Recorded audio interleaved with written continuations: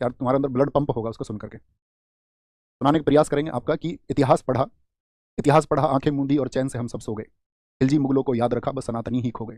क्या कायर थे हम लड़े नहीं? जैसे कि एक सवाल है कि क्या मतलब कोई था ही नहीं हिंदुस्तान में? जैसे मैं आपसे हमेशा कहता हूँ कि ऐसा नहीं था, हमारा हिंदुस्तान वीर भूमि रहा है। कासिम के बाद में मैंने आपको बताया था कि हमने लगभग 300 वर्ष तक होल्ड करके रखा, गजनवी के टाइम से। गजनवी जब आया उस टाइम तक लड़ी है, हमारे हिंदुस्तान के वीर लड़े हैं। मैंने आपको बताया भी था उस संगठन के बारे में जो लड़ा। तो क्या कायर थे हम लड़े नहीं? क्या निर्बल थे जो खड़े नहीं? क्या जहर खुला किताबों में अब असली सच हम पढ़े नहीं? आंखें खोल तेरे सामने सच्चाई है, खून बहा है और लाशें भी बिछाई हैं। सनातन जिंदा क्यों? क्योंकि पुरखे कभी झुके नहीं। जौहर की लपटें इस बात की गवाही हैं। जौहर की लपटें इस बात की गवाही हैं। तो सुनो कहानी माँ पद्मिनी की, जिसने जौहर स्नान किया, आंख उठी जब खिलजी की, अपने शरीर को त्याग दिया। 1302 खिलजी निकला, मतलब 1303 पहुंचा तो 1302 निकला था वो आपका चित्तौड़ अभियान के लिए। 1302 खिलजी निकला, पद्मिनी को मैं पालूं, चित्तौड़ दुर्ग को फतेह करूं, मेवाड़ अधीन बना लूं। राजपूती मेरी दासी हो, कदमों में होगा केसरिया, रानी जो मेरी ना हुई मैं नरसंहार मचा दूं। उस टिड्डी दल ने कूच किया और सिंह द्वार पर आधम के, तंद्राए सिंह भी गरज उठे, फिर एक लिंग की जय गूंजे। उस कुत्ते की क्या बिसात जो सिंही के संग सोना चाहता। आज मरेंगे मारेंगे, आज मरेंगे मारेंगे, मेवाड़ी सैनिक धधक उठे, ललकार उठी कि जाकर के मलिच्छों का सीना फाड़ो, जितने जमीन के ऊपर वो उतने ही भीतर गाड़ो। बजा युद्ध घोष तलवार उठी, रावल के सैनिक टूट पड़े, घोड़े से घोड़े भिड़ गए और हाथी से हाथी उलझ पड़े। पेट के अंदर छुरा भौंका, हंतड़ियां झट से निकल बाहर, और हाथ कटा आंखें धरती भी लहू लुढ़क।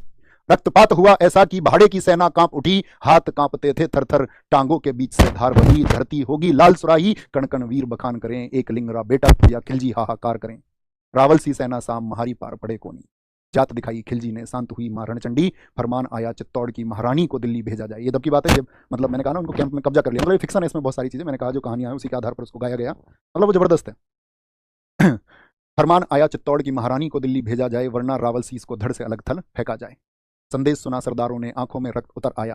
यहाँ पे एक शीर्षक आता है कि जो उस समय पर आपका गोरा थे वो मतलब शासन से थोड़ा खिन्न चल रहे थे, तो रानी पद्मिनी उनसे मुलाकात करती हैं और कहती हैं कि भाई अब तो मतलब राजपुताना की जो मर्यादा है उसके लिए लड़ने की बात है। तो वो कहते हैं मतलब खुद को तुच्छ बताते, कहते हैं जब आप नरेंद्र मिश्र जी की कविता सुनोगे तो उसमें जिक्र आएगा उनका, उसको सुनना और महसूस करना वहां पर।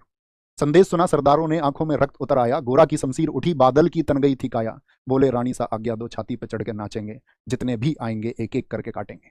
दिल्ली पहुंचा दूत, बोला पद्मिनी मिलने राजी है, 700 दासियां संग लिए सुल्तान से मिलने आती हैं। उछल पड़ा सुल्तान जगह से, उछल पड़ा सुल्तान जगह से, खुशी का कोई ठोर ठिकाना ना रहा। महल सजा दो, इत्र लगाओ, मिलन की वेला आई है, मिलन की वेला आई है। और डोलों में तो वीर छुपे थे, किसी को ना कोई शंका थी, खिलजी की छाती पर चढ़ के फूकनी उसकी लंका थी। मेवाड़ी वीर किले में आए, नरसंहार मचा डाला, एक अकेला 10 को काटे, मौत का खेल रचा डाला। रतन सिंह जी जब आपका कैद में है तो उसको कहते हैं रतन सिंह जी को मुक्त किया, गोरा सिंह उनकी ढाल बने, घोड़ों पर रावल निकले, बादल दुश्मन का काल बने। काका और भतीजा दोना ऐसा रण दिखलाते थे, काका और